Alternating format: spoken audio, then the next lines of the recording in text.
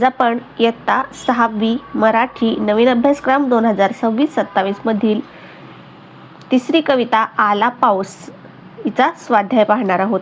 पहिला प्रश्न आहे, चौकटी पूर्ण करा. पाऊस आल्यावर ओले झालेले काय? अंगण. थेंबासंगे आलेले वादळ वारे. गारांनी भरलेला रस्ता. लखन लखाकणारी वीज. दुसरा प्रश्न आहे, आकृती पूर्ण करा.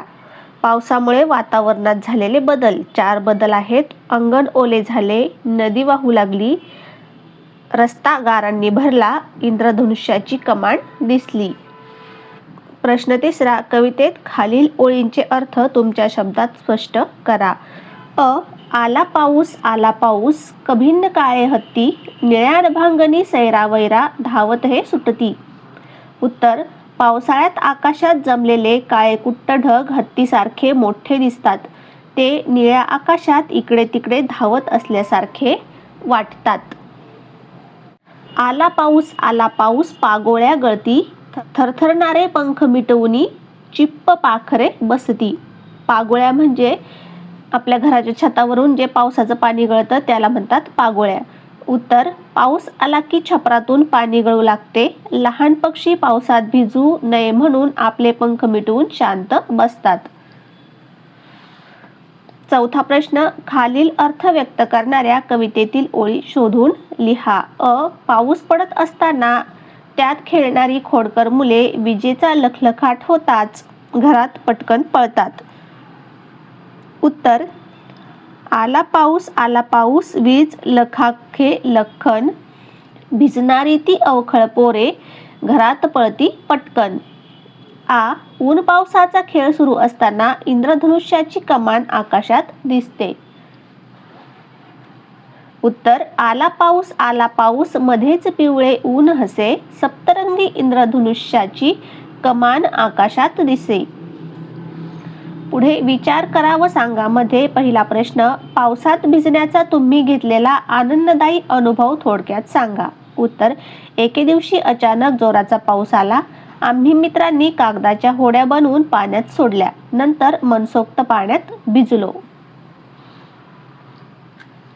दुसरा प्रश्न, पावसाळा सुरू होताच निसर्गात कोणकोणते बदल होतात ते तुमच्या शब्दात सांगा.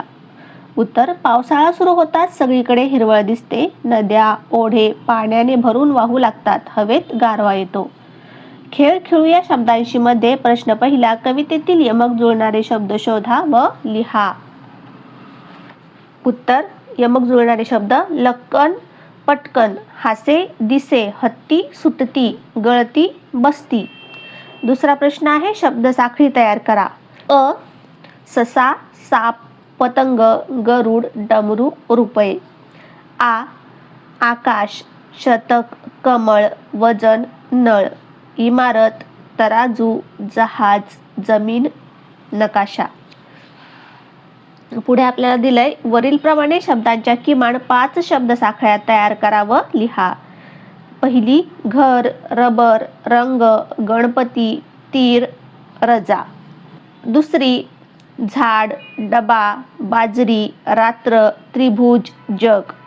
पुस्तक कढई ईश्वर रान नदी दीपक. पाऊस समई इमारत तबला लाकूड डमरू. शिक्षक कपाळ लसूण नगर रवी वड. त्यातला तिसरा प्रश्न आहे, पावसाशी संबंधित शब्द लिहून संकल्पना चित्र पूर्ण करा. पाऊस ढग पूर वीज पागोळ्या नदी इंद्रधनुष्य होडी गारा.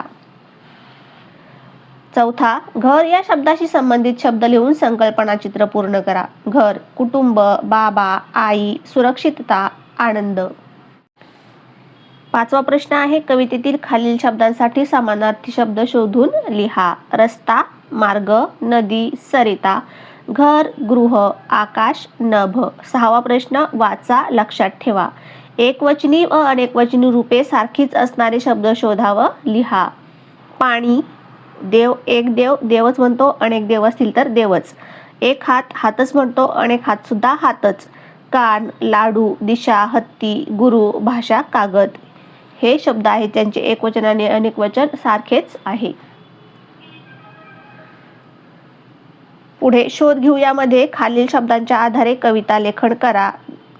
जीवन, झुळझुळ, नदी, पाणी, झाडे. कविता. झाडे देतात गोड फळे नि थंडगार सावली, नदी वाहते झुळझुळ जशी प्रेमळ माऊली. सदा पुढे जाणे हाच नदीचा आहे ध्यास, आनंदाने जगणे हाच जीवनाचा खरा प्रवास. अशा प्रकारे हा स्वाध्याय आपण सोडवला. सर्वच विषयाचे 6वीचे स्वाध्याय आपण छोट्या आणि सोप्या शब्दात उत्तरे लिहून सोडवलेले आहेत. आपल्या चॅनलवर ते अपलोड केलेले आहेत.